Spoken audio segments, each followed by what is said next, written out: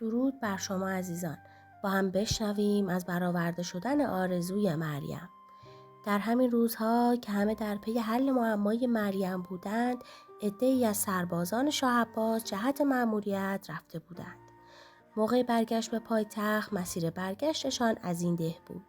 افسر آن سربازان وقتی به این ده آباد و سرسبز وارد شد، خیلی خوشش آمد و گفت باید در این ده یک شبانه روز بمانیم تا هم اسب‌هایمان استراحت کنند و هم خودمان خستگی به در کنیم.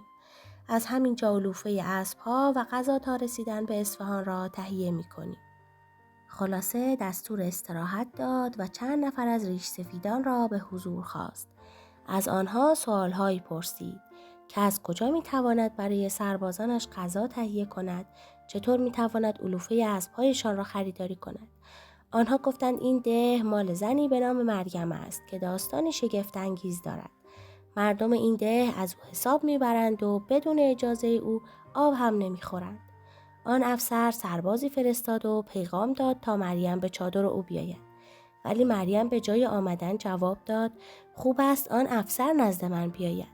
سرباز پیغام مریم را آورد و آن افسر با چند سرباز به خانه مریم آمدند. از وضع مجلل خانه مریم که در آن ده قرار داشت تعجب کردند و وقتی خود مریم را دیدند بیشتر تعجب کردند، چون زیبایی و وقار و ادب مریم او را خیره نمود. مریم آنچنان پذیرایی گرمی از آن افسر و سربازان نمود که همه آنها شرمنده شدند. افسر از مریم خواست مقداری علوفه و آرد و روغن و خرما برای غذای سربازان تا رسیدن به پایتخت را بدهد و قیمت آنها را دریافت کند. مریم دستور داد هر مقدار که لازم است در اختیار افسر بگذارند. افسر کیسه اشرفی را جلوی مریم گذاشت و گفت تو باعث نجات اسب‌های دولتی و سربازان شدی. هر مبلغ مایلی از این پول بردار. مریم قسم خورد که بر نمی دارد. افسر از بلند همتی این زن دهاتی حیرت کرد. خلاصه خداحافظی کرد و به چادرش برگشت و از زیبایی و همت بلند و معرفت آن زن برای سربازان و قزلباش ها تعریف کرد. وقتی که می‌خواستند از آن ده بروند، افسر دوباره به نزد مریم رفت و گفت من را شرمنده کردی. اکنون که عازم پایتخت هستم هر گونه خدمت و فرمایشی داشته باشی با کمال میل انجام می‌دهم. مریم خواسته‌ای نداشت و برای او دعای خیر کرد. افسر از مریم خواستگاری کرد، اما مریم همان جواب که به بقیه خواستگارها داده بود به او هم داد. افسر چون باید هرچه زودتر به حضور شاه عباس می رسید خیلی سماجت نکرد و از راز مریم چیزی نفهمید. وقتی نزد شاه عباس رفت و گزارش مأموریت داد از بذل و بخشش آن زن دهاتی و ضمناً از زیبایی و معرفت او تعریف و تمجید نمود و آنچنان تعریف ها کرد که شاه عباس مشتاق شد آن زن دهاتی را خودش از نزدیک ببیند. شاه عباس دنبال فرصت بود تا سری به آن ده و آن زن با معرفت بزند.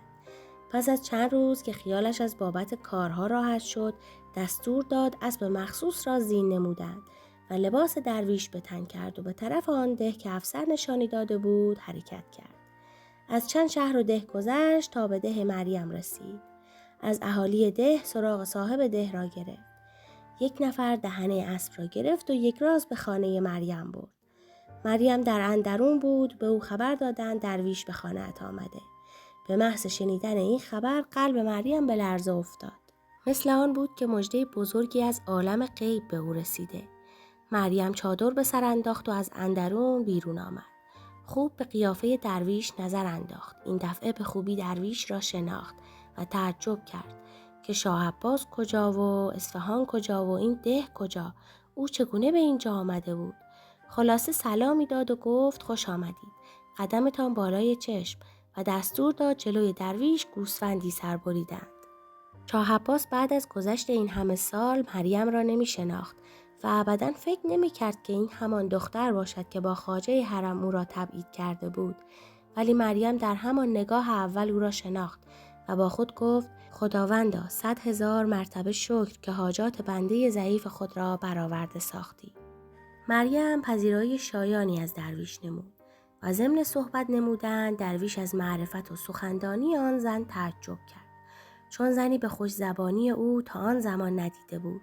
او به مریم پیشنهاد ازدواج داد. مریم از دل و جان طالب این پیشنهاد بود ولی چون سالها منتظر مانده بود میخواست حرف خود را به کرسی بنشاند. به درویش جواب داد: من افتخار میکنم تا کنیز شما باشم، ولی چون شوهرم فوت شده در موقع مرگ از من چیزی خواست و من قسم خوردم تا به وصیت او عمل کنم. مریم گفت: کار سختی نیست، ولی چون دستور مرده است باید برای آرامی روح او انجام شود. هرچه درویش اصرار کرد که وصیت چیست بگو، مریم گفت: فعلا خسته هستی، فردا صبح برایت میگویم. درویش به رخت خواب رفت، ولی از فکر مریم خواب نمی رفت و همه شب را در فکر بود. نزدیک های صبح به خواب رفت. از آن طرف مریم دست کمی از درویش نداشت، ولی فقط همه فکر و حواسش این بود تا نقشه خودش را عملی کند و آن وقت به شاه بگوید: دیدی که تمام قدرت ها در دست خدای بزرگ است. تو برای یک حرف کودکانه من را در بیابان رها کردی تا خوراک جانوران بشوم. خدای مهربان من را نجات داد و این مقام را به من داد که امروز با پای خودت به دیدن من بیایی و پیشنهاد ازدواج به من بدهی. مریم صبح زود از جا بلند شد. آنگاه آنچه لازم حمام رفتن بود آماده کرد و به کنار درویش رفت. ناشتایی به درویش داد و کرشمه ها و خنده های ملیح نمود که عشق درویش هر لحظه بیشتر می شد و می خواست این معما را حل نماید تا هرچه زودتر به وصال این زن زیبا برسد. درویش اصرار داشت که وصیت شوهرت چیست بگو تا من هم بدانم. مریم گفت: من باید اول به حمام بروم تا بدنم تمیز و پاک و پاکیزه باشد و شما اگر مایل هستید تا وصیت شوهرم را به شما بگویم بایستی محبت کنید تا نزدیک حمام با من بیایی تا این مردم ناپاک ده نظر ناپاکی درباره من نداشته باشد. درویش گفت: چه مانعی دارد؟ همراه تو تا در و حمام میآیم. حتی منتظر میمانم تا از حمام خارج شوی. مریم تشکر کرد. آنگاه اسباب حمام را برداشت و درویش همراه او شد. با هم از خانه خارج شدند و چون به کوچه رسیدند مریم گفت: ای بابا، امروز نمیدانم چرا خسته و کوفته هستم که اساسیه حمام بر من سنگینی میکند. درویش بی اختیار گفت: اجازه بده من همراه شما آنها را بیاورم. من خسته نیستم. مریم چون به آخرین آرزو نزدیک میشد گفت: درویش، من را خجالت میدهی. درویش جواب داد: این دست و بدنها بایستی خاک شود، بده تا بردارم. مریم اساسیه حمام را به درویش داد و درویش مانند آنکه اصلا اتفاق نیفتاده اساسیه حمام را به دوش گرفت. همراه مریم می آورد. مریم مثل آن بود که خداوند شش دانگ دنیا و همه جهان را به او داده. از خوشحالی نمیدانست در حال خواب است یا بیدار. آنها به در حمام رسیدند. اسباب حمام را از درویش گرفت و آنگاه داخل حمام رفت. درویش در نزدیکی حمام قدم میزد تا مریم از حمام بیرون آمد. این دفعه بدون آنکه مریم بگوید خسته هستم درویش گفت: اسباب حمام را به من بده. مریم باز تعارف نمود و آنگاه اساس حمام را به درویش داد تا به خانه رسیدند. مریم دستور داد تا ناهار لذیذی پخت و آماده کنند. درویش بیتابی می کرد. مریم گفت: درویش، وصیت انجام گرفت. اکنون حاضری تا من را عقد نمایی؟ درویش که به این آسانی انتظار چنین حرفی را نداشت گفت: راست میگویی؟ حاضری با من ازدواج کنی؟ مریم جواب داد: شوخی ندارم. آنگاه دنبال عاقد فرستادند تا صیغه عقد جاری شود. عاقد از داماد سوال کرد: اسم شما چیست؟ شاه عباس که نمی توانست بگوید شاه عباس، بنابراین ناچار بود اسم خود را عوضی بگوید. مریم پیش از این طاقت مخفی نمودن مطلب را نیاورد و اشاره‌ای به درویش نمود و گفت: مسلمان نباید اسم خود را مخفی دارد و اسم عوضی به خود بگذارد. من میدانم که اسم شما شاه عباس است. شاه عباس یکه خورد و گفت: تو اسم من را از کجا دانستی؟ مریم گفت: آرام باش تا اهالی ده اطلاع پیدا نکند. بقیه مطلب باشد در حجله. شاه عباس که عاشق بیقرار بود نتوانست دستور مریم را نادیده بگیرد. بنابراین به عاقد گفت: اسم اصلی من عباس است. صیغه عقد جاری شد و عروس و داماد وارد حجله شدند. اولین سوالی که داماد پرسید: تو از کجا نام من را می دانستی؟ به چه دلیل دانستی من شاه مملکت هستم؟ مریم دست شاه را بوسید و گفت: سوگند بخور در امان هستم تا اسرار خودم را فاش سازم. شاه عباس گفت: به روح پاک اجدادم در امانی. مریم به شاه گفت: خوب در سیمای من نظر کن. آیا قبلا من را دیده ای یا نه؟ شاه عباس دقت کرد. یک دفعه یادآور آن دختر شد که به جرم آنکه می‌خواست اساسیه حمام او را شاه عباس تا در به حمام حمل نماید دستور داد تا خواجه او را در بیابانی بی آب و علف رها سازد تا خوراک جانوران شود. شاه عباس گفت تو همان دختر نیستی؟ مریم گفت بله، من همان دختر هستم که من را به جرم آن درخواست کودکانه‌ام به حکم وزیر دستور نمودی در بیابانی بی آب و علف رها سازند. خواجه حرم حکم شما را اجرا نمود و چون مرا در بیابان رها ساخت من از خداوند خواستم مرا نجات دهد. چیزی نگذشت کوهی به نظرم آمد. نزدیک آن رفتم. بعد غاری پیدا شد.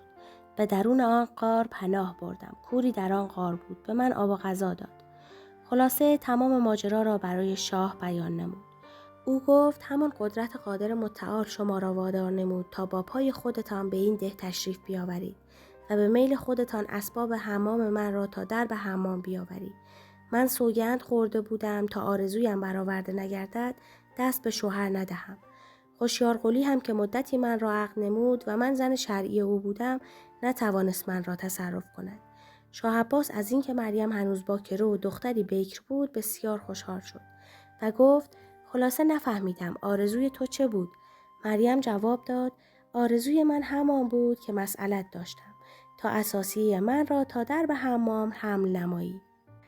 شاه عباس آن شب را به خوشی و عیش فراوان با مریم زیبا به صبح آورد و بعد او را با احترامی خاص به اصفهان برد و یکی از زنهای سوگلی شاه محسوب و تا عمر داشت می گفت از زرنگی و هوش این زن در عجبم. دوستان عزیز از اینکه تا پایان ویدیو همراه ما بودید سپاسگزاریم. لطفاً با لایک و نظراتتون از ما حمایت کنید.